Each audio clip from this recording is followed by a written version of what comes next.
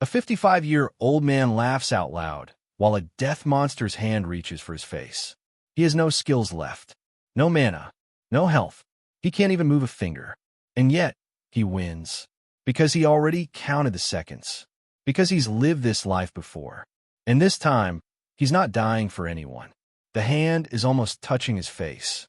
The Death Knight, a monster so powerful the Players Association got its danger rating completely wrong, has its bony fingers inches from Sang-hyun's face.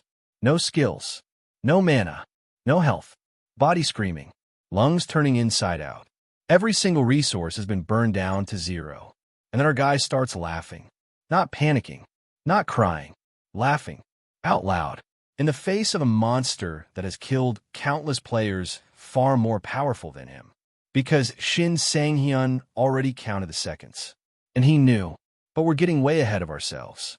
Because before any of this, before the Death Knight, before the dungeons, before the comeback of the century, there was just an old man in a gorge who thought his story was already over. Sang-hyun is 55 years old. He's been swinging a sword for over 30 years. And what does he have to show for it? A spot somewhere in the top 100 players in Korea. In a world full of monsters, gates, and dungeons, where the strongest players become legends, our guy is a needle in a haystack. He knows it. He feels it every single day. His body is failing him. Each battle costs more than the last. Every fight that used to feel manageable now leaves him drained to the bone. The monsters are getting stronger. He's getting older. And the gap between where he is and where he always wanted to be has never felt wider. He has no home, no family, no dreams left to speak of. Just the sword in his hand and the question he can't stop asking. What was any of it worth? He thinks back across 30 years. Friends buried. People he failed to protect. Every time he stood over the body of someone he cared about and felt a piece of himself die alongside them. He became a player not for money or fame, but because of a boy, a frightened, lonely boy in a gorge, watching everything he loved get destroyed by monsters, and then watching a stranger appear from nowhere, smile at him, and say, "Miracles happen. Everything will be fine." That stranger saved his life. And Sang-hyun has spent every day since trying to become that person for someone else. He never quite made it. Now he's in a dungeon called the Ancient Dragon's Nest, surrounded by slain lizard monsters, sword in hand, so exhausted he can barely stand. He picks up a skill book from the dungeon, clear reward, and stares at it. More than 30 years of consuming artifacts. More than 30 years of a skill he never fully understood. More than 30 years of trying. And then his constellation appears. The late dawn of a model student. A cloaked figure holding a book materializes in front of him. It blesses him for his hard work, rewards him for a flawless final blow. And Sang-hyun looks at this being that has been connected to him all this time and feels nothing but exhaustion. He tells the constellation, "I'm retiring. Find another player. Our contract is done." The constellation opens its book, does something. The space around them explodes with brilliant light and color, and Sang-hyun doesn't understand what's happening. His body begins to feel strange, heavy, like it's dissolving. The last thing he sees is his constellation slowly disappearing from existence. And then nothing. He wakes up on a couch, in an apartment he recognizes, the one he lived in 30 years ago. He looks at his hands, his young hands. He is 25 years old. Every memory is intact. Every scar from the inside. Every lesson, every loss, every monster he ever killed. All of it sitting inside a body that is young and strong and full of potential he never got to use the first time around. He spends 4 days just sitting with it, processing the impossible. Eventually, because Shin Sang-hyun is, above all else, a man who keeps moving, he decides it doesn't matter why. What matters is what he does next. He picks up a venom dagger, a basic bronze artifact with a hidden ability. He closes his eyes and enters the synchronization space, the special consciousness where artifact absorption happens. A giant plate of grilled chicken appears in front of him. He almost laughs. He was afraid it would be swamp centipedes. He eats. The dagger disappears. And just like that, his unique skill activates for the first time in this new life. dexterity +2, and the hidden skill, demon strike, a stun ability, one of the most important tools in any player's arsenal. And our guy got it from a bronze dagger by eating imaginary chicken. He gets dressed. Time to go to work. The dungeon gate towers over a city street. A group of players preps for a raid. Final gear checks, last-minute strategy. The captain of the porter team pulls the player team captain aside, frowning. There's a new recruit. Name, Shin Sang-hyun. Just awakened. Never even attended the academy. And somehow he's been assigned directly to the player team, skipping the porter stage entirely. Player team captain, Captain Yin Dae-hun, waves it off. The paperwork is done, not up for discussion. The porter captain walks away confused. And the moment he's gone, one of Yun's own players leans in. Why did you accept him? It makes no sense. Yun's answer is cold and simple. If someone dies on this raid, it'll be the newcomer, not the main team. They don't need to risk their people. The rookie is expendable. Everyone knows what a level 1 player can do against orcs. Nothing. And then our guy walks up. Young, handsome, carrying a long sword, completely calm. Introduces himself like he belongs there. Captain Yin looks at the sword and doesn't know whether to laugh or cringe. A long sword, one of the hardest weapons to use in actual combat. Against orcs. Sang-hyun's explanation? I watched a YouTube video. Yin tells him that's one of the most difficult weapons on a battlefield. Sang-hyun shrugs. I'll at least try to defend myself. And I bet you didn't see that coming. Yin actually likes this answer. Fiery spirit, he says. Men should be brave. Then he opens the gate. The team enters the dungeon in high spirits. Joking, estimating kill counts, treating this like a walk in the park. Sang-hyun is told to stay at the exit. Standard procedure for someone at his level. Captain Yin steps inside and immediately stops. Signs of battle at the entrance. A slain goblin at the threshold. And deeper in the dungeon, standing over a pile of destroyed orcs with a two-handed sword still dripping, is the newcomer they left at the exit. The team doesn't say anything for a long moment. They literally cannot find words. Sang-hyun glances at the bodies. The cuts aren't very clean. I'm still only at level 1. No one responds. Because what do you say to that? A new orc comes around the corner. Before the team can even react, Sang-hyun is already moving. The orc goes down. Then another. The team tries to engage one and nearly loses a player in the process. The monster's sheer physical size is overwhelming. Yun himself has to step in, shield bashing the creature, driving a dagger through its heart. Yellow blood flows. The orc growls with pure hatred and keeps coming. Yin fights well. 2 stabs. The orc finally falls. The team cheers.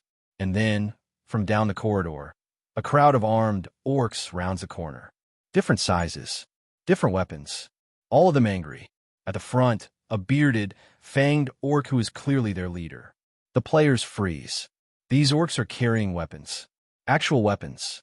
Against one of the most basic dungeon teams in the country. Captain Yin makes the call. Retreat. This is where Sang-hyun raises his hand and asks, "Can I try?" The team thinks he's lost his mind. Yin is mid-sentence explaining why this is suicide, and our guy has already stopped listening. He draws his sword and runs directly at the crowd. The first orc gets cut in half. Clean down the middle. Dead silence. Then, the cut was a little uneven, sorry. The team watches, genuinely cannot process what they are seeing, as Shin Sang-hyun moves through armed orcs like he's done this 10,000 times. Because he has. 30 years of muscle memory, living in a 25-year-old body. Every step precise. Every swing calculated. No wasted movement. The final orc is gigantic. Armored. Shielded. Yin shouts that the skin is too thick. It won't work. The orc swings wildly, keeping distance, daring anyone to come close. Sang-hyun activates Demon Strike. The orc's body shudders. Freezes. Completely unable to move. Our guy closes the distance, and the massive body collapses, chopped apart.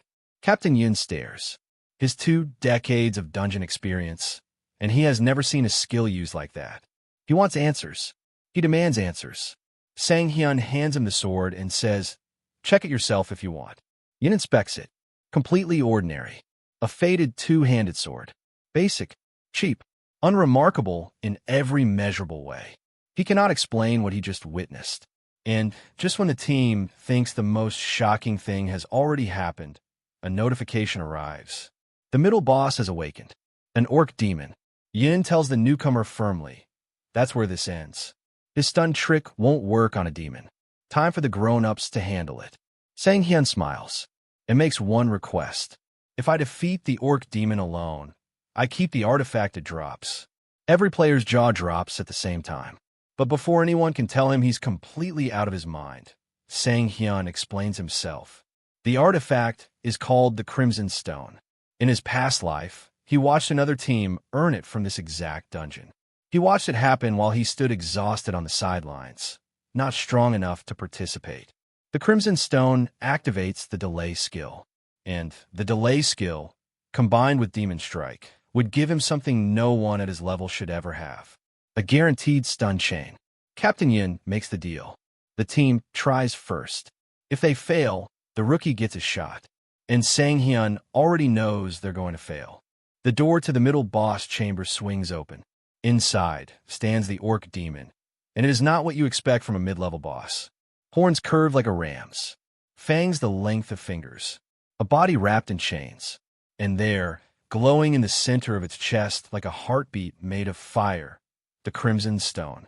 Captain Yin looks at it, takes a breath, orders his team to surround and attack. The entire team rushes in, and the next moment, Yin is face down on the dungeon floor. Bloody, disoriented, not sure which direction is up. He doesn't know what hit him. None of them do. One charge, one response from the monster. And Korea's supposedly capable dungeon team is scattered across the floor. Sang Hyun watches from the corridor. He recognizes this. In his past life, this team did the same thing and lost the same way. Nothing has changed, except him. Yun, to his credit, calls the retreat without hesitation. We live today. There's no shame in coming back stronger. The team pulls back with enormous relief. Nobody wanted to die there. Yin stops at the corridor entrance and turns to Sang Hyun. Don't be offended when you get hurt. Don't be offended when you feel death breathing on your neck. Sang Hyun takes that as permission. He draws his sword and steps forward. The orc demon, tired of waiting, grabs its axe and charges. Here's the thing about Sang Hyun's situation right now. His stats are completely outmatched. At a pure numbers level, this fight should not be winnable. The monster is bigger, stronger, faster, and loaded with abilities that a level 1 player has absolutely no business engaging. Anyone watching from the outside would call this suicide. But stat numbers don't carry 30 years of experience. He leaps onto the monster's head in one jump. The entire team, watching from the corridor, goes silent. Sang Hyun begins circling the demon, landing strikes, studying its patterns, not trying to kill it yet, provoking it, learning its rhythm. Every swing, every dodge, every near miss is information. He activates Demon Strike. The orc demon shudders, freezes, completely unable to move. And then the stun ends early. Sang Hyun blinks. He forgot. Demon orcs have a regeneration ability that removes status effects ahead of schedule. The stun just evaporated. He needed the delay skill for exactly this reason, and he doesn't have it yet. The monster is already back in motion, furious, swinging its massive axe. Sang Hyun drives his sword into the dungeon floor and holds on with everything he has, bracing against the monster's foot as it tries to crush him. The impact shakes the walls. He survives it. Barely. The orc's axe swings. Sang Hyun dodges. The weapon embeds itself in the stone floor. Now, right now, Sang Hyun thrusts his sword directly into the orc demon's axe. Not the monster, the weapon. The axe begins to crumble, fracturing apart under the force. And before the demon can process what just happened, the sword drives clean through into its heart. The orc demon hits the floor. From the corridor, complete silence. Then Captain Yun's voice, quiet and confused. Did he just kill it? But Sang Hyun is already doing something nobody expected. He grabs his own thigh, starts moaning, and begins loudly proclaiming that he almost died and could never have done it without the captain who clearly dealt all the real damage. The team buys it immediately. That's exactly what we thought. The captain was incredible. Captain Yun, to his credit, is slightly slower to catch on. He stares at Sang-hyun. Sang-hyun stares back with the most guileless expression you've ever seen on a human face. And then Yun understands. This kid is handing him back his dignity on a silver platter. Yun says nothing, just tells the team to prep for the final boss. Sang-hyun waits until everyone clears the room, picks up the crimson stone, and absorbs it alone. In the synchronization space, it appears as a steaming bowl of noodles with meat and sauce. He eats with genuine pleasure. The delay effect enters his skill list. He immediately combines it with Demon Strike. The result, a guaranteed 4-second stun chain, weakening with each use, but never fully breaking. It's not perfect, but it is absolutely devastating. And just before the final boss room, Captain Yun pulls him aside. I can't lead properly with someone like you in my squad. He extends his hand. Work with me. Sang-hyun shakes it. His condition, he keeps what he earns. But somewhere nearby, Yun's closest player, his right-hand man for years, watches the handshake with an expression that could curdle milk. The jealousy is instant and deep. He watches Yun treat this nobody newcomer like an equal, and something inside him twists. He takes out his phone, does something, quietly, with the specific deliberate movement of someone who has already made a decision they can't take back. The final boss room opens. The Orc Berserker, massive club in one hand, spiked metal ball in the other, roars at the players. Yin tells Sang-hyun to hold position. His fighters go first. Our guy steps forward instead. He tells the team, stay close to me. Then he sizes up the Berserker and activates his stun chain. For seconds. That's all they need. He cuts through the Berserker's defenses, triggers Demon Strike, shouts to the team, and every player rushes in simultaneously. 4 seconds of stun with an entire team attacking. The Berserker goes down in a pool of purple blood. The team almost feels cheated. It was too easy. They keep looking around waiting for a catch that never comes. Level up. New title. Unsurpassed in strength. Sang-hyun notes quietly that in his entire past life, he never received a single title. Now he has several before the day is even over. Yin gives him a bronze artifact as a bonus reward. Calls it generosity. Privately decides he never wants to see this young man again, because this young man is operating in a completely different universe. The Porter team is already fighting over who gets to be Sang-hyun's personal carrier. Later that night, the dungeon payment drops into his account, double what he expected plus the clearing bonus. And sitting in his hands, a Berserker ring, bronze level, reduces weapon weight by consuming mana. Most players would drain their mana before they even lifted their sword. Sang-hyun knows better. He spent years in his past life studying exactly this kind of subtle mechanic that everyone else overlooked. He combines the ring with his mana pool the right way. His sword gets lighter. He can feel the difference immediately. Meanwhile, in a private nightclub, the kind that doesn't show up on any public list, a red-haired player is having a conversation that's about to go very badly. He's talking to a large, muscular thug, reporting on the newcomer. Real 4-second stun. Has money, probably artifact-based. He wants to offer a partnership, some kind of arrangement where this newcomer gets dealt with. The thug doesn't care, until another man interrupts the conversation. This man is holding a glass in one hand, and a long sword in the other. The red-haired player's ear hits the table before anyone registers the movement. 3 vertical scars where one eye should be. A voice that makes the whole room quiet. We're not servants. You want something done, you pay the price. He looks at the red-haired player, now clutching the side of his head. Start with the cost of an ear. Then tell me where to find this newcomer. Dark, deliberate, and absolutely certain. Sang-hyun, who knows none of this is coming, spends the next few days at the player training ground, testing his new abilities. The ring-absorbed dish upset his stomach, but the lightning effect from absorption is working perfectly. His sword is noticeably lighter. He can spin it and toss it without feeling the weight. He reviews his stats and realizes he needs a constellation. Every elite player has one. The problem is, his stats aren't high enough yet to attract serious interest.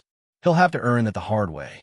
3 days of training later, he arrives at an exclusive solo dungeon, the kind with a month-long waitlist. You pay to skip the line, because time is not something he's willing to waste anymore. He notices a car parked in the bushes. Unusual, suspicious. He goes inside anyway, and they follow him in. The hired killers, the men from the nightclub, step into a dungeon that was never designed for group combat. Multiple armed swordsmen, an archer positioned for distance. No healer, no mage. A squad designed for exactly one thing: hunting people. Sang-hyun sits in the middle of the dungeon, sword beside him, calm as still water. He looks up at them with mild curiosity. Did you make a wrong turn? This dungeon's a solo. No answer, just weapons being readied. He studies them. No healers, no mages, pure offense. People hunters. He almost sounds gentle when he speaks again. You can still leave. I won't report you. The huge brute steps forward with a laugh. Die here, rookie. No recovery. No witnesses. And Sang-hyun, who has spent 30 years walking into rooms where death was the most likely outcome, looks up at this man and says, I was waiting for you. This is a good place to deal with bodies. The brute goes down in one swing. The archer fires. Sang-hyun cuts the arrows out of the air, throws his own sword. It lodges in the archer's chest. He charges the remaining bandits unarmed, grabs his sword back. A bandit swings and hits his own teammate. Sang-hyun is hanging in the air above them, sword in hand, watching with the quiet expression of someone who has already run the numbers. 2 left. The leader, Jun, finally pieces it together, tries to execute Sang-hyun with a finishing blow. Demon Strike freezes him mid-swing. Because the minor scratch Sang-hyun gave him earlier, that was always the plan. It was enough. Jun looks at his paralyzed body, realizes he's about to die. Something breaks inside him. This has never happened. He's always been the predator, always been the one with the power. He cannot process what it means to be on the other side of it. He doesn't get the chance to figure it out. 8 artifacts, all his. Sang-hyun crouches. He walks through the dungeon, completely blind. This is not a death wish. This is a requirement. To earn the title Happy Day, which dramatically increases luck every time you kill the same type of monster, a player must defeat 500 enemies with their eyes covered. Sang-hyun doesn't hesitate for a second. He stands in the dark, sword in both hands, and listens. The orcs come wheezing and growling. He waits for the air pressure to shift, feels the movement, swings. Bodies hit the floor. An orc archer fires from across the dungeon. Sang-hyun catches the arrow and snaps it in half without flinching. He tells the monsters calmly that a difficult recent experience sharpened his senses. He's not wrong. A full horde rushes him. He faces them blind anyway. When the bandage finally comes off, the dungeon is littered with orc remains. Title earned. Happy Day. Luck stat increases every time he kills the same monster type in a row. He immediately stacks the effect on the next group of orcs that appears and watches his luck climb 30 points in minutes. Better than most platinum-level stat boosts. And then the sky turns red. 3 constellations materialize in the space around him at the same time, which almost never happens. The Cleaner of the Fallen Dimension, the Pilgrim of the Great Cosmos, and the Goddess of Fortune. The Cleaner is interested in his kill count and his hidden cruelty. The Pilgrim is studying him for reasons that suggest potential sainthood, or something equally massive. And the Goddess of Fortune is simply delighted. I've never seen a lucky fencer before, she tells him, like she's found something rare. 3 constellations at once.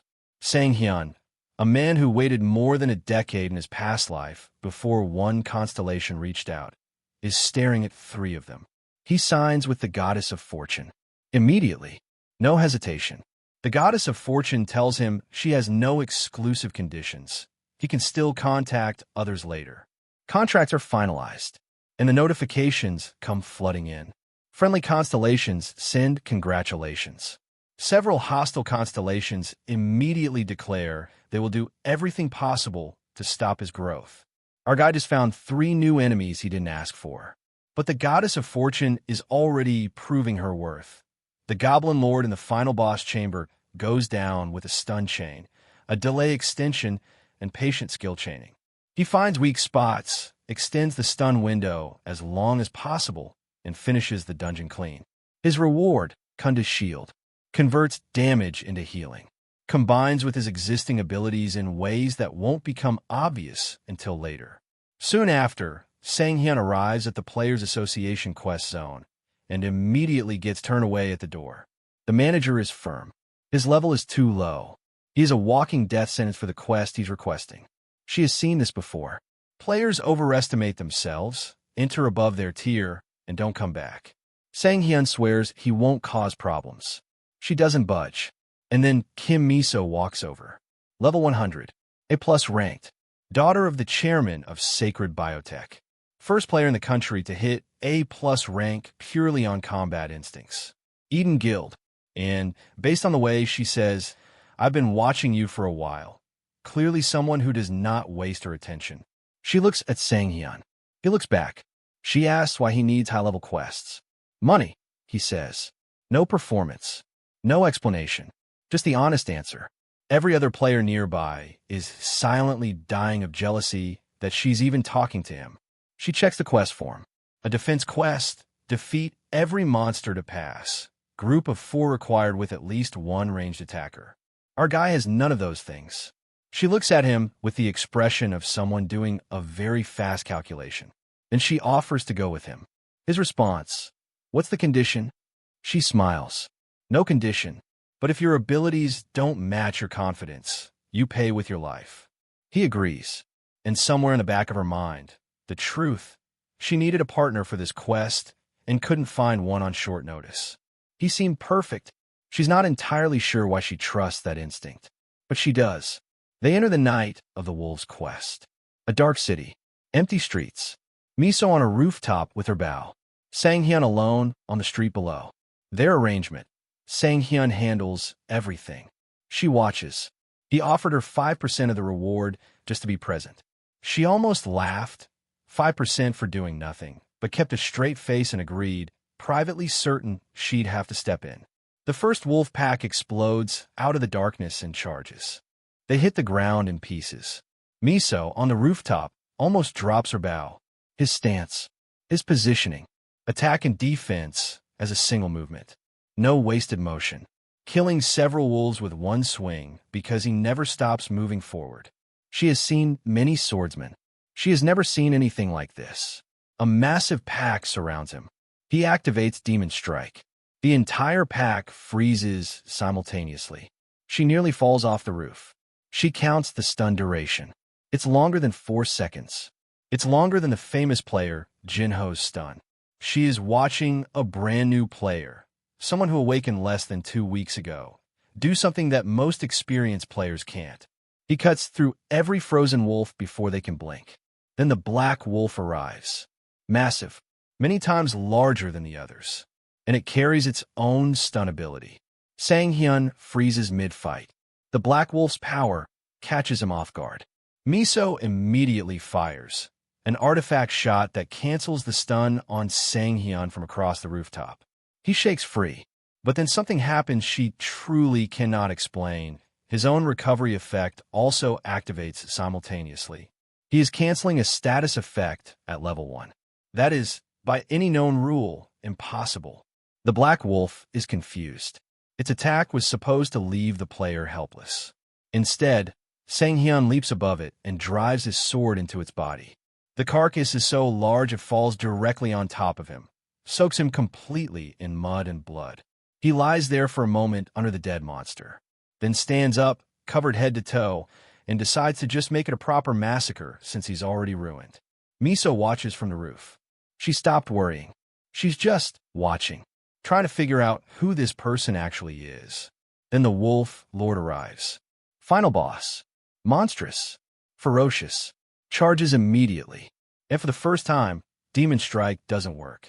The wolf lord resists the stun entirely. Yep, it's worse. The lord is fast enough that dodging barely works.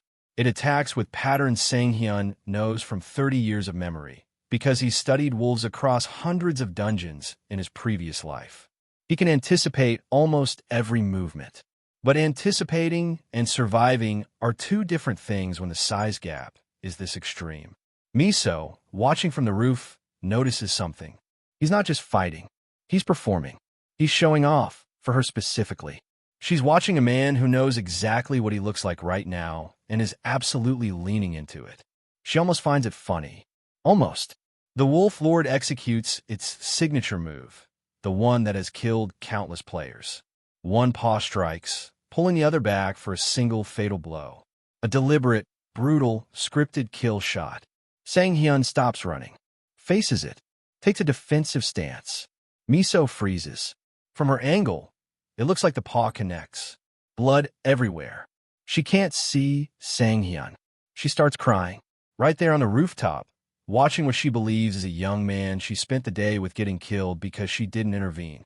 She begs forgiveness. Out loud. To no one. Then a strange light appears from the battlefield. Kunda's shield, the artifact that converts damage to healing, absorbed the fatal blow. Completely. And crumbled to dust in the process. The special effect it left behind, sacrifice. A one-time nullification of fatal damage, with targeted recovery to a chosen body part. Sang-hyun used it at the exact right moment, down to the fraction of a second. He cut off the Wolf Lord's arm during the exchange, used it to immobilize the beast, and finishes the fight while it bleeds out. Miso climbs down from the rooftop. She stands next to him in a pool of wolf blood and just looks at him, doesn't say anything for a moment. Almost had a heart attack. She finally manages. He laughs. Doesn't tell her the truth. Not yet. New title, Deadly Duel. Senses allies and enemies within meters. He deactivates it quickly. Feels intrusive. The quest clears. And as Miso walks ahead to call the porters, alone in the dungeon, a light appears behind Sang-hyun. A blue moonstone. Platinum rank. Worth at least 1 billion won. The faith of the Silver Wolf tribe crystallized into an artifact, guaranteed by the Goddess of Fortune's contract. He trembles. Actually trembles. It's been a long time since anything made him feel like this. The Goddess of Fortune appears beside him. Do you believe in my power now? A hostile constellation, the owner of Torn Lips, immediately protests. Calls the luck distribution biased. Demands the Goddess of Fortune be removed from the player system. She proposes a vote. It passes unanimously. The owner of Torn Lips is expelled from the system on the spot. Sang-hyun stares. Can constellations actually do that? Apparently yes. Back at the Players Association lobby, he walks in transformed. The manager stares like she's seeing a ghost. Players flood toward him with guild offers. Miso cuts through them, pulls him to her car, and gets straight to the point. The Eden Guild wants him. He turns him down. She already guessed he would. She's not disappointed. She's interested. She watches him decline the most sought-after membership in Korean player history and thinks, this person has a plan I don't fully understand yet. She gets him an apartment near Jamsil Station instead. Players Town, 100 million deposit, 5 million monthly. She quotes the numbers with a sweet smile like she's discussing the weather. He signs the contract. He stands at the window of his new apartment, looks out at the city, thinks about everything that has happened in this impossibly short stretch of time, and makes a decision, quiet, firm, final. He will not be a coward again. Not in this life. Not ever. The parking space is blocked when he gets home. 2 men. Utopia Guild. One of them, large, self-satisfied, the kind of person who has spent years using his size to intimidate people who can't fight back. His name is Yan Cho. And Yan Cho has decided that this new player moving into Players Town is an embarrassment to the entire community. He opens his jacket, shows the fire ability. Get out of the car or burn inside it. Sang-hyun gets out. Not because he's scared, because he's curious. And then Yan Cho kicks his car. That car is, and this needs to be understood, practically a family member to Shin Sang-hyun. He took it to a mechanic 3 days ago who told him it was too old. Spare parts barely exist. He should really think about replacing it. And Sang-hyun looked at this ancient, failing car and felt genuine grief. It has always been with him. In his worst moments. In 30 years of failure and loss. Yan Cho kicks it like it's nothing. Something shifts in Sang-hyun's expression. A crowd is gathering. Neighbors from the building. Other players. Somebody recognizes the face from the news. the newcomer who went on a quest with Kim Miso, who cleared a level 100 dungeon. Yan Cho's friend starts filming. They're already planning the video title, Teaching a Newbie a Lesson. Sang Hyun stands up, completely composed, and offers a counter deal. Training match, 500 million, plus your wrist.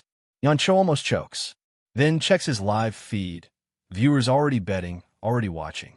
He agrees. Training mode activates. Yan Cho ignites his fire and starts talking about how this is going to go. He doesn't finish the sentence. Sang Hyun's silhouette appears above him before Yan Cho blinks. Sword already in motion. I'm not joking either. Even if you beg, I won't spare you. The whole country is watching. Every TV, live broadcast. Kim Miso sees it from her apartment and immediately recognizes our guy. Shin Tae-ri is sitting next to her, analyzing his movement with the cold precision of a professional. Sharp. Unusual. This is someone worth paying attention to. Yan Cho throws a fireball. Sang Hyun deflects it with his sword, redirects the blast wave entirely. For the first time since coming back, his body is completely responding. Every command, every movement, like the gap between his mind and his muscles has finally closed. It feels incredible. Then, Yan Cho activates his hidden ability. Ice. Nobody knew he had it. Not the crowd. Not his viewers. Not Sang Hyun. The freeze spell hits, and Sang Hyun's legs are encased in ice up to his body. Yan Cho jumps forward, certain this is over. Miso watching. Don't underestimate him. Watch. The ice shatters. Psychedelic activates. Sang Hyun's stats explode. He launches himself at Yan Cho, pins his head to the ground with 1 foot, sword planted exactly where a killing blow would land, held back only by training mode. The toughest bully in Players Town is face down on the ground, crying, genuinely crying, begging, promising to transfer the 500 million immediately. Sang Hyun releases him only after the payment confirms. Deal's done. Yan Cho says it's personal now, and Sang Hyun, very calmly, asks him to please clarify what he means by personal. Then he delivers one specific punch that has nothing to do with the bet. That punch is for his car. The crowd starts crying along with Yan Cho, not out of sympathy, out of sheer emotional whiplash from watching the bully weep while our guy stands over him furious about a dented car door. Even Yan Cho's friend with the camera doesn't know which way to run. The Utopia Guild administrator arrives shortly after, Mun Baek Hyun, to pay compensation and manage the fallout. He examines Sang Hyun's ID request with the careful eye of someone used to dealing with difficult players. Then he realizes, this isn't arrogance. This is a man who has been through things. He bows properly and introduces himself. Sang Hyun shows him the compensation number, 20 billion.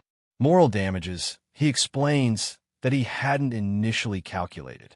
The administrator grunts. The numbers are terrifying, but he agrees. Yan Cho is still lying in the courtyard, still crying. Pant's situation, unclear. The press siege begins immediately. Journalists fill the building hallway. Someone is asking about his romance with Kim Miso. Someone else wants to know when the Utopia Guild will publicly apologize. He closes the door in their faces. He doesn't have a romance. He hasn't even started rebuilding his personal life. He is 25 years old with the soul of a 55-year-old and 30 years of loss inside him. A romance is not step one. Step one, new wardrobe. He buys everything. Quality fabrics. Actual fashion. The clothes of a man who intends to be taken seriously. Then he has a deal to close with Captain Yin. The appraisal meeting is professional and exact. Old artifacts, ones that carry the fingerprints of his past life, change hands at a fair price. The female appraiser handles the valuations cleanly. Then Yin pulls out his sword and asks Sang Hyun to look at his technique. Sang Hyun refuses, says he's not qualified. Yin says he's done watching the performance. There's a moment between them, honest, direct, the kind that only happens between people who actually respect each other. Sang Hyun gives in. He watches Yun's routine and identifies the problem in seconds. A childhood injury. Left shoulder. Never healed completely. Yin has been subconsciously compensating for decades, building entire habits around protecting something that still hurts. The fix is subtle. Change the grip slightly. Choose a style that exposes the weakness boldly instead of hiding it. Shift the foot placement. Adjust 3 fingers. They end up nearly pressed together, moving as one figure, almost like a choreographed sword dance. While the appraiser sits forgotten in the corner, quietly searching the internet, trying to understand what she's watching. Yun is transformed by the end. He knows he still has enormous room to grow. That knowledge alone is a gift. Cost of the artifact deal for $1,000,001. Benefits to Sang-hyun's future, incalculable. That evening, the reporter interview. Park Jong-min, famous journalist, reserved a table. Sang-hyun agreed to it days ago and completely forgot. He arrives still burning off the energy of the parking lot confrontation. The reporter covers everything. The Quest Zone incident, the rapid growth, the public reaction, and then new information Sang-hyun hasn't heard yet. 5 foreign guilds. This morning, official requests submitted to the Korean Players Association. Each one trying to hire Shin Sang-hyun. Our guy sits with that for a moment. In his past life, not a single decent guild would take him. He spent years as a porter, a baggage carrier for actual players, because nobody believed he was worth a spot on a real team. He was invisible, expendable, the guy nobody picked. And now 5 countries are asking for him simultaneously. He doesn't feel triumphant. He feels something quieter and harder to name. Evening falls. A quiet alley. Kim Miso arrives, and she brought someone. Shin Tae-ri, the best shadow assassin in Korea. Blonde. Stunning. And within 30 seconds of meeting Sang-hyun, she asks him to spar. Miso starts to protest. Shin Tae-ri already explained in the car. She wants to test him before approving any joint missions. Miso agreed then. She's regretting it now. Sang-hyun says yes immediately. Calls an honor. 5 moves. That's what Shin Tae-ri offers. She picks up her weapons, and in the space of a breath, her entire aura changes. The warmth disappears. The casual energy disappears. What's left is something that has edges. Sang-hyun activates psychedelic. Move 1. She disappears. He tracks for her. Can't find her. Takes a full hit. Barely gets his sword up in time. 2 daggers find gaps he couldn't protect. He's already at a disadvantage, and only 1 move has happened. He closes his eyes. Miso on the outside. He closed his eyes. Move 2. Shin Tae-ri attacks at full speed. Sang-hyun, reading air pressure, movement signatures, the subtle shifts that vision is actually too slow to catch. Dodges successfully. She stops. I didn't expect you to block a second strike. He asked for a change to the remaining 3 moves. Instead of 1 at a time, show him everything at once. Full power. Miso says absolutely not. Shin Tae-ri agrees. She charges at full speed, a high-speed strike that she treats like a real fight. He repositions himself before she even reveals her angle, moving to where she'll be, not where she is. His sword comes close to her head. She activates Shadow Mirage, jumps, and hits him in the face with the sword hilt. He hits the ground. Terrible headache. She rushes over apologizing. She promised not to use that skill. He tells her it was an honor she fought at full strength. She says same. He's been back in this body for weeks. He has already survived gang assassins, orc armies, a black wolf, a final boss that nearly killed him, and a nationally televised duel. And this is the first time since the regression that he has genuinely lost. If she had fought at full power from the first move, he would not have survived one exchange. He knows exactly what he's working toward now. The team assembles by an unidentified gate near Chunui Station. Kim Miso has pulled together exactly the group she wanted. Park Tae-sok, Fire Mage, Eden Guild, obsessively specialized in flame until he reached the blue stage, which he demonstrates by shooting cold blue fire straight into the night sky from open palms. Kong Ju-hai, spatial ability user, creates illusions so believable that people forget they're standing in a dungeon. She demonstrates by making an entire residential district appear floating above the team's heads. Then she bows to Sang-hyun and quietly asks him to protect her during the raid. He tells her he will. The team composition is clean. Sang-hyun handles close combat. Miso provides long-range cover. Taesok fills power gaps. Ju-hai creates tactical options that shouldn't logically exist. No healer, but the synergy between the four of them compensates for nearly everything else.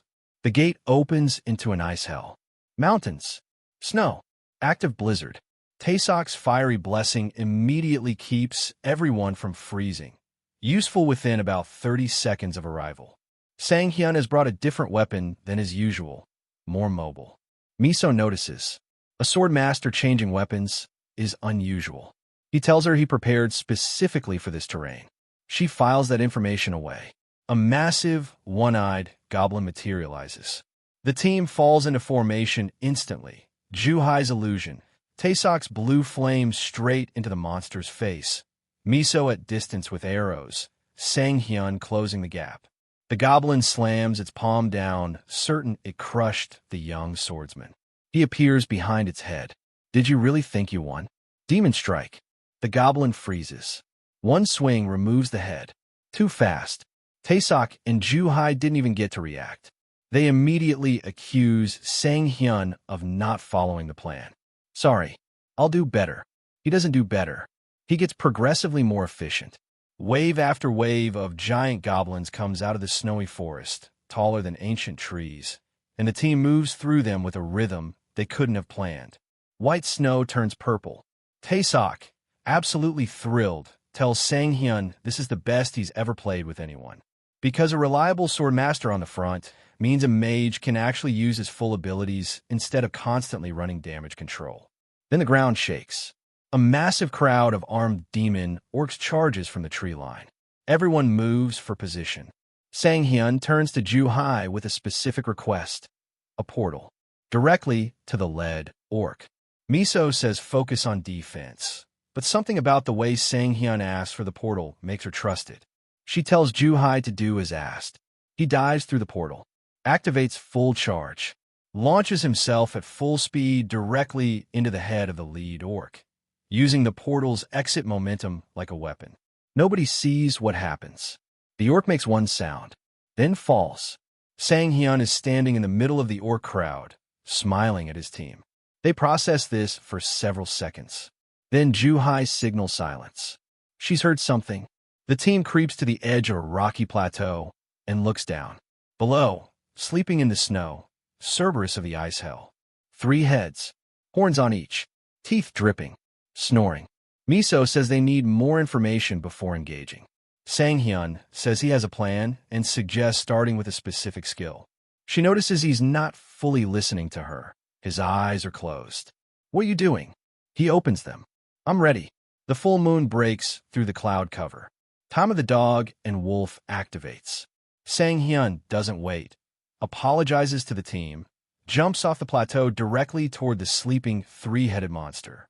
Cerberus wakes, growls, and then pauses, lowers itself into a submissive pose. The team on the plateau watches in stunned silence. The time of the dog and wolf skill doesn't just suppress wolf-type monsters, it projects authority. The kind that makes ancient creatures recognize something and decide not to fight it. Cerberus of the Ice Hell is looking at Sang-hyun like he's something higher on the food chain. You're kind of cute, Sang-hyun tells the 3-headed nightmare. The mid-boss falls within minutes. No dramatic battle, just a monster that decided not to resist. Sang-hyun feels complicated about it. The magic stone appears, he almost takes it on reflex, stops himself. Old solo habits. He waits for the team, acknowledges they should handle distribution together. They unanimously give it to him. He didn't have to fight them for it. They just offered. He's not used to that. The team steps away so he can handle his ritual. Nobody presses him about the food-based absorption anymore. It's clearly just something he does. He absorbs the heart of ice. Later, when combined with full charge, this will let him freeze whatever he hits. Now for the final boss. The plan is Sang-hyun's, and it is, by any normal standard, deeply alarming. Goblin corpses piled up by Ju-hai's portal. Juniper wood, a potent anesthetic, mixed through the pile. The goal: push the ice grizzly to its critical health threshold, trigger the devouring state where it loses its mind and consumes everything around it. then let it gorge on the anesthetic lace bait. The problem, the only way to weaken the ice grizzly to that threshold is to fight it directly, alone, with Sang-hyun as the live bait. Miso, you want to use yourself as bait. Sang-hyun, there's no better option. The ice grizzly emerges. Its muzzle is larger than the rock behind which the team is hiding. Sang-hyun runs toward it. The grizzly is faster than he expected. Dodging barely works. He attempts a jump to strike the head. The grizzly raises its muzzle immediately and nearly swallows him. Miso fires arrows into the snout from across the field. Saves him. He thanks her midair. Full charge plus Heart of Ice. The struck area begins to freeze. The combination works. Taesok fires the blue fire flamingo. Maximum power, direct hit.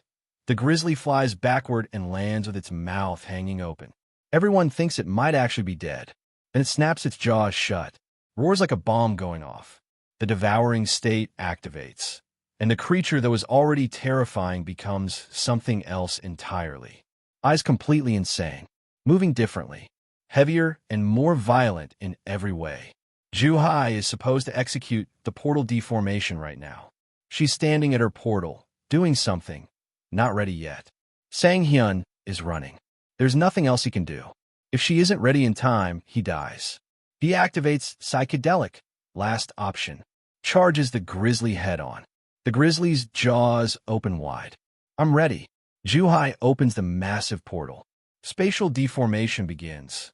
The dungeon layout shifts. The grizzly's trajectory changes. The jaw closes on empty air. Sang-hyun falls. Ju-hai collapses from mana depletion. Team rushes to her. She's okay. The grizzly stands over the juniper pile and starts eating. Gorges itself on poisoned goblin bodies. It stands at full height when it finishes, bleeding from multiple wounds, still ferocious, and then its eyes roll back. Victory. The team erupts. Tears. Hugging. The wordless relief of people who just survived something they weren't sure they would. And then the reward appears. A massive red fireball, the first clear bonus. Sang-hyun reaches for it and feels another hand touch his at the same moment. The goddess of fortune. Now you'll see my real power. The notification reads, Unique artifact. Choose one from the list. Sang-hyun chooses the Battle Spirit two-handed sword. Unique rank. Enormous power. Hidden blessing of the wind. He tries to lift it and nearly drops it. The lightning effect penalty from mana usage is making it impossibly heavy. He reads the fine print. Of course there's fine print.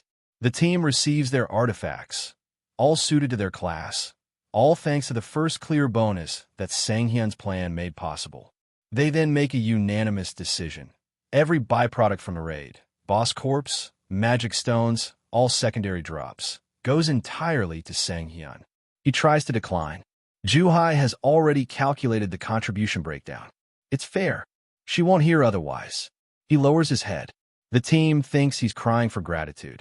He's calculating how much money a platinum boss corpse is worth on the open market. He declines Miso's dinner invitation. He needs to go check his results. She calls after him as he leaves, asks if it would be rude to drop the formal speech patterns between them. He tells her she's the senior player. Technically, he should ask her. She smiles, calls him Appa, close friend, informal. He stops walking for a moment, thinks about how long it's been since anyone said that to him. Taesok and Ju-hai, standing nearby, feel the temperature of this moment and find somewhere else to look. The Battle Spirit sword gets absorbed that night. Disappears fast. No bonus stats for the sword type. Lightning effect activates immediately. Smart Hunter rank confirmed. Health restores with every monster kill. The stat picture is looking very close to what he always imagined it should be. And then 3 more constellations arrive. The Lion King, the Possessor of Beauty and Flame, and the Dark Reaper. The first 2 are powerful and offer things Sang-hyun can genuinely use, endurance and strength respectively. They're also, it must be said, incredibly irritated. Former heroes who became constellations, now watching this 25-year-old dismiss them like he's heard it all before. Because he has. The Dark Reaper is different. She monitors spatial strips. She tracks players receiving bonuses from system glitches or impossible circumstances. Like, for example, someone who has returned to the past. She has destroyed players before who broke the rules. And she is looking at Sang-hyun with the specific attention of someone who already suspects the answer. He declines all three. Politely. Firmly. There may be more powerful options ahead, and a decision like this shapes everything that comes after. The Dark Reaper turns at the gate. One day, I will reveal your secret. Then she's gone. Sang-hyun sits with that for a long moment. Then checks his phone and finds information about a new rift near Gupyeong Station. A cobalt type, appearing tonight, susceptible to Time of the Dog and Wolf. Rare artifact drops guaranteed. Third battle in a single day. He's exhausted. He goes anyway. He arrives at the station, watches the glow appear in the middle of the city street, and walks out to meet it. Because the last time this rift opened here, in his past life, civilians died. He was not in the right place. He could not help. This time he was waiting. This time nobody dies. He fights the rift alone until he isn't. The Players Association scrambles response teams. Alarms firing, general mobilization, everyone moving. A caller reports a single player already inside the rift, tearing apart cobalts by himself. The secretary doesn't believe it. She sends teams anyway.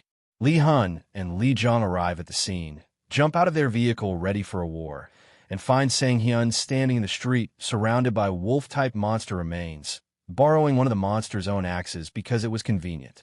He looks at them calmly. I'm fine. You don't need to intervene. They look at each other, then back at him. We just want to watch. He shrugs and goes back to work. Time of the Dog and Wolf suppresses the cobalts. Full charge restores health with every kill.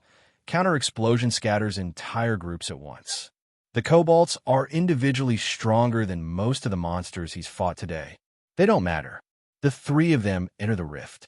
Inside, a massive hall packed with cobalts. Different equipment, different power levels, all of them violent. Sang-hyun moves without hesitation. Uses a monster corpse he brought in as a shield against the archer cobalts firing from elevated positions. Clears the first floor in a blur of motion. Announces they can move to the second floor. A shockwave knocks him off his feet from nowhere. The Cobalt Champion. Enormous shield. Moving fast and recharging while it moves. Sang-hyun doesn't know if counter-explosion can stop this kind of momentum. Decides not to gamble on it. Goes all in instead. Drives his sword through the shield. Breaks through. The Cobalt Champion falls. The ordinary Cobalts stare at their dead champion. They don't charge. They just stare. Second floor. The numbers don't matter anymore. Sang-hyun moves through the cobalts like they're furniture. Lee Jong and Lee Hun, watching from the first floor where they've managed to take down some monsters of their own, are trying to analyze what they're seeing. Lee Hun notices something. This man doesn't just have skills. His fighting spirit is something entirely different. Something he's never encountered in any player at any level. The second floor ends. Among the bodies, speed boots. Platinum artifact. Sang-hyun puts them on immediately. Moves at a noticeably different pace. He goes deeper. Calculates the raid payout. Thinks about his next level targets. And then he opens a door and stops completely. Mountains of gold. Coins, bars, stacked chests, gems, artifacts. More wealth than he can count piled floor to ceiling in a room the size of a stadium. Sang-hyun stares at this for a full moment and very seriously considers never leaving. I will never have to work again. A crossbow bolt hits a gold pile and sends coins flying. A cobalt in the upper gallery, watching him from the shadows. He was ready for hidden attacks. He jumps from the opposite side, sword swinging, the cobalt dodges. New pattern. These monsters are smarter. He recognizes the shift. The final boss has begun. This is the Cobalt King. Both of them land in the middle of the gold-covered floor and face each other. The Cobalt King is enormous. Its crossbow is the size of a cart. It keeps its distance, fires in all directions, and demonstrates immediately that it has an endless ammunition supply. Sang-hyun blocks shot after shot with his sword. Each impact costs strength he can't easily recover. Lee Jong and Lee Hun finally reach the treasure room. They burst through the door ready to apologize for being late, and are immediately face-to-face with an enraged wolf-type monster charging straight at them. Complete paralysis. The Cobalt King's intimidation effect activates, and two level 100 players freeze in place, bodies refusing to respond, watching the monster approach. Sang-hyun sees this, reacts, leaps above the Cobalt King mid-trajectory, brings his sword down. The effect is blocked by the boss's resistance. But the important thing, Sang-hyun's recovery effect nullifies the intimidation on himself. He's the only one in this room who can still move. The king fires another barrage, arrows raining everywhere. Sang-hyun uses his massive sword as a shield. The force is staggering, and the king is deliberately staying at distance, drawing this out, because it knows that eventually the intimidation resistance will expire, and then Sang-hyun will freeze like the others. No ranged options. No way to close the gap safely. And yes, it gets worse. Lee Jong notices it first. The arrows are sinking into the gold deeper with every volley. He screams the warning. Trap. Too late. Sang-hyun's feet sink into the gold coins like quicksand. The Cobalt King smiles, fires directly at his exposed body. The arrow pierces clean through. The king walks toward him, certain this is over. Sang-hyun smiles back. You're not the only one who can do magic tricks. Sacrifice activates. The frontal damage nullifies. Full health restored. He allowed himself to get hit. On purpose. Stood exactly in the right spot. Sank into the gold deliberately. Took the shot because he needed the king to come close enough. Psychedelic. Every stat explodes. Your turn to miss. Counter-explosion fires. Every gold coin within range launches like ammunition, pelting the Cobalt King from every direction simultaneously. Lee Jong's voice from across the room. Gold coins like shotgun pellets. Lee Hun, quieter. That's not even the main thing. Look at him. I've never seen a fighting spirit like that. Not once. Not from anyone. The Cobalt King stands in its own blood. Battered. Exhausted. Nowhere left to go. Sang-hyun ends it. New title. Level up. Constellation title. First one ever. Amulet of Despair. Explorer's Necklace. Another set of speed boots. He's standing over the most powerful monster he's faced in this timeline, surrounded by more loot than he's ever seen in one place. And the rift is closing. Lee Jong and Lee Hun grab him by both arms and physically drag him toward the exit. He screams, genuinely screams, about the gold, about the chests, about the artifacts stacked in piles he didn't even get to examine. Outside, reporters, civilians, crowds, everyone looking at their hero with admiration. He walks out of the rift with the devastated expression of a man who just watched a buffet close right as he sat down. The journalists call him a hero. He doesn't understand what they're saying. He is grieving the treasure. Later, at the Players Association strategy meeting, someone is making a very thorough presentation. Lee Jae-hai. She spent days compiling data on Shin Sang-hyun. Growth graphs. Testimony from every dungeon partner. Side-by-side comparisons. The data says his growth rate matches Dukong Su's early curve. Word for word. The room doesn't receive this well. Skeptics argue. Someone calls it manipulation. Someone else says he probably knew about the rift and went there for a publicity title. Jae-hai lets them talk, then says, very precisely, that the testimony from his partners describes something that cannot be faked. One detail that keeps repeating across every account. He knows what his opponent is going to do before it happens. His instinct rivals foresight.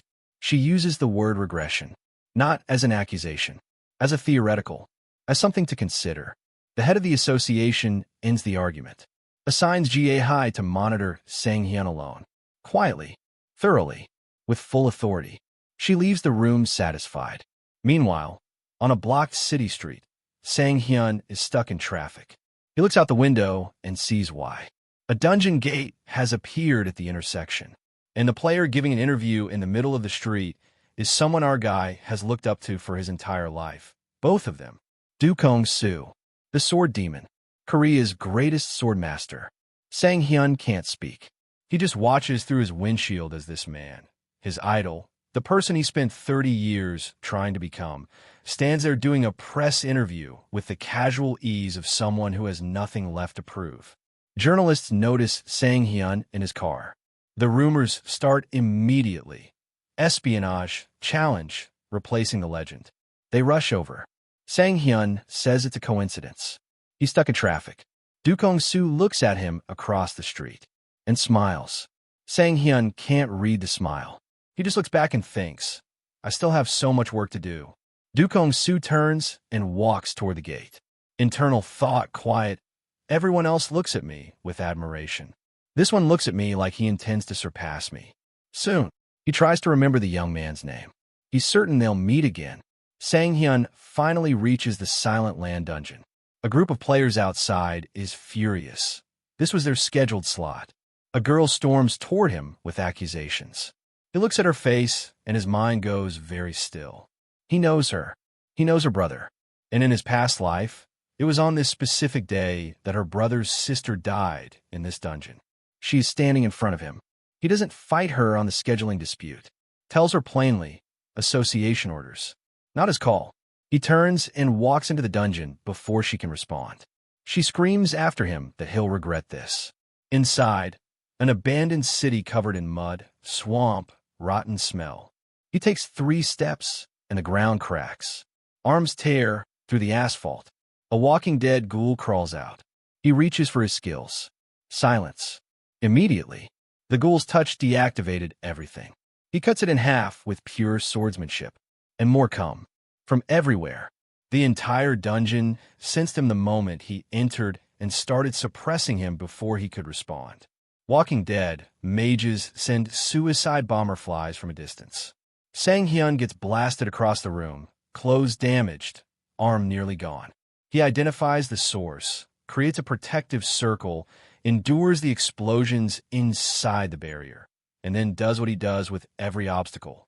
He goes around it, appears directly above the mages, cuts them into separate bones. The final boss watches from the distance, stunned that his weaker subordinates lasted so little time. A purple mana crystal appears. Sang-hyun picks it up happily. Then detection tells him only one enemy remains in the dungeon. Everything else has vanished. One entity, right behind him.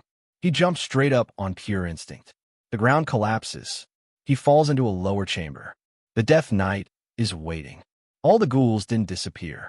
They fled, because something arrived that scared even monsters that eat humans. The Death Knight has no introduction. It simply begins. Its first swing hits with the weight of something that has killed hundreds. Sang-hyun is thrown backward. The impact reverberates through the entire chamber. He looks up at this thing, the night of death of wrath and repentance, and feels for the first time in this new life something close to actual fear. Because he has been here before, in his past life, in this exact dungeon, on a day he has replayed in his memory more times than he can count. The Death Knight killed his friend's sister. She died in front of him, and he was not strong enough to do anything except watch. He is not watching this time. The Death Knight operates on total silence. Anyone who touches the black aura around its feet loses access to every skill. A permanent suppression zone. The Players Association classified it as a level 120 threat. The real answer, discovered much later, was A+ to S class. The association got it catastrophically wrong. Sang-hyun knows exactly what he's standing in front of. He activates the critical strike effect, linked directly to his luck stat, which is now higher than it has ever been in either life. Maximum probability on every hit. He begins moving, not trading blows. That's suicide at the stat differential. He circles, strikes from behind, uses his superior speed and sharpness to chip away while staying out of the silence aura. The Death Knight falls to its knees, bleeding. Sang-hyun tells it to stop pretending and get back up. It rises. Flames of past life sacrifice activates. Every physical stat doubles. The thing that was already nearly impossible to fight is now something else entirely. One hit from this kills him instantly. Sang-hyun, the real battle has just begun. He means it, but then the critical health threshold triggers, self-destruct mode. 10 seconds until the Death Knight detonates. And with its current stat boost, anything it touches before then dies. This is the deadly tag. Run or die. Sang-hyun runs. Faster than he has ever run. The Death Knight keeps pace. Every second stretches into something unbearable. The monster throws its sword at him from a distance. He deflects it without stopping. The countdown ticks. His lungs are failing. His body is beyond its limit. The bony hand reaches forward. Fingers close the distance.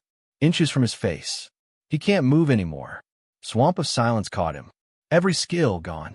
He's on his back. The hand is right there. He cannot do anything except think. He thinks about his partner. He thinks about a day in a dungeon. Years ago, both of them tired and happy after clearing the ghouls together. His partner telling him, a one-time skill is enough for a true professional. You just have to know when to use it. He thinks about wanting to have someone to mentor someday. Someone to pass that knowledge to. He thinks about all the people he couldn't save. The hand is touching his face now, and Shin Sang-hyun starts laughing. Out loud. From his chest. Genuine, warm, completely real laughter. While death is making contact with his skin. Because he already counted the seconds. The Death Knight's hand dissolves. The countdown reached 0. The self-destruct completes from the inside. The Death Knight lets out its final sound and collapses. Sang-hyun has defeated the Death Knight by simply surviving long enough for it to destroy itself. Notifications flood in.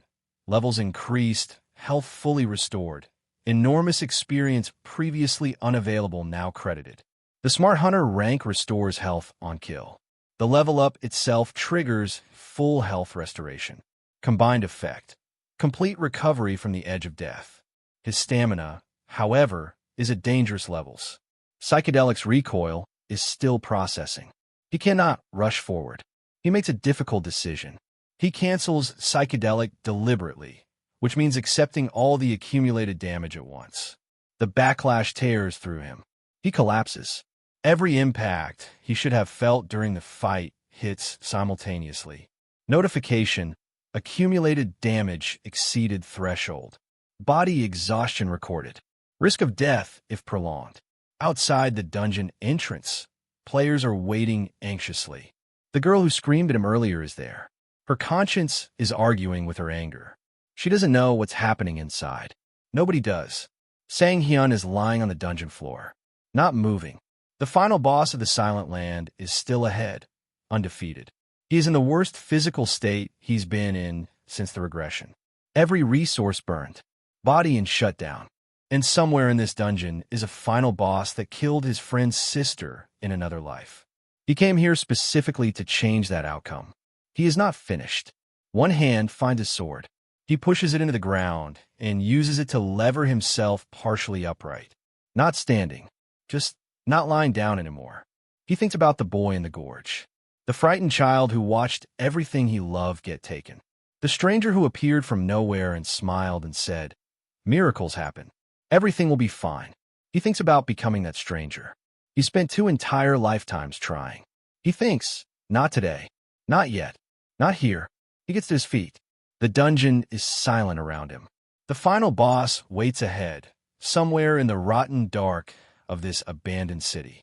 The girl outside, his friend's sister, who was supposed to die today, is somewhere nearby, alive, angry, and completely unaware of how close she came to the fate he is here to prevent. Sang-hyun steadies himself on his sword, takes a breath, checks what he has left. Not much, but enough. It's always been enough before. He starts walking forward. Every step costs him something real. The dungeon floor is wet and cold, and it smells of rot and old death. His body is protesting every movement. He is level up rich and stamina poor and running on memory and stubbornness and 30 years of refusal to lie down. The final boss is ahead. Sang-hyun has fought a man who could set anything on fire. A man who could freeze things. An orc demon with chains and a glowing stone in its chest. A 3-headed wolf god who submitted. An ice grizzly the size of a hill. A cobalt king who turned the floor into quicksand. And a death knight that cheated death with a countdown. He is 25 years old. He has a unique skill that lets him eat artifacts. He has a goddess in his corner. He has 30 years of loss driving him forward. And he has a girl outside this dungeon who doesn't know she's supposed to be dead today. He walks into the dark. Whatever comes next, it finds a man who has already survived everything that was supposed to stop him, and who is not, under any circumstances, stopping here.